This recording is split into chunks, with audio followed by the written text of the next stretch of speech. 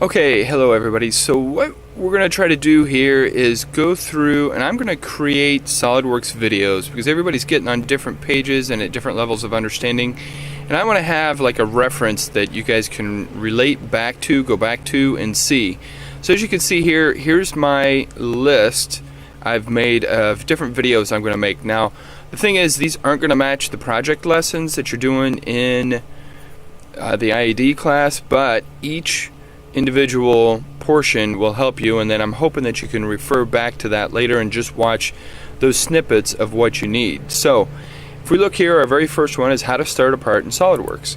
So obviously you have to open up SolidWorks, and the first thing we're going to do is hit File, New. Now when you get to that point, you're going to have a part, an assembly, and a drawing. Those are your three choices, and you basically work from top to bottom. So we're going to start with just creating a 3D part. That's one of the very first things we're going to do. And once you click OK, it's going to come up with this screen here. Now there's going to be one thing that you do need to set up. I've got mine set up so it's automatically metric. So if you look down here in the bottom corner, which is a little bit hard to see, I think because of my shiny face there. But if you go to options here at the top, and then you go to document properties, there's a tab that says units.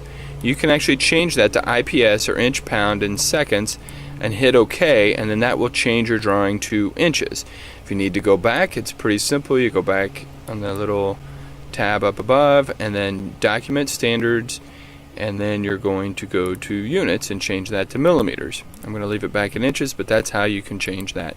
So that's going to be one of the very first things you do in opening your file. And some of the things you're going to want to look at are all our tools here. We've got tabs. Each of these tabs are different tools depending on what you're wanting to do. Typically you start on the left and work your way to the right. Even on here, you start on the left, work your way to the right. You're going to go back in and out. We also have our feature manager. This is very important because it shows our front plane, top plane, and right plane. We've got our trimetric if you need that, and then also you have your click on the mouse button and you can rotate.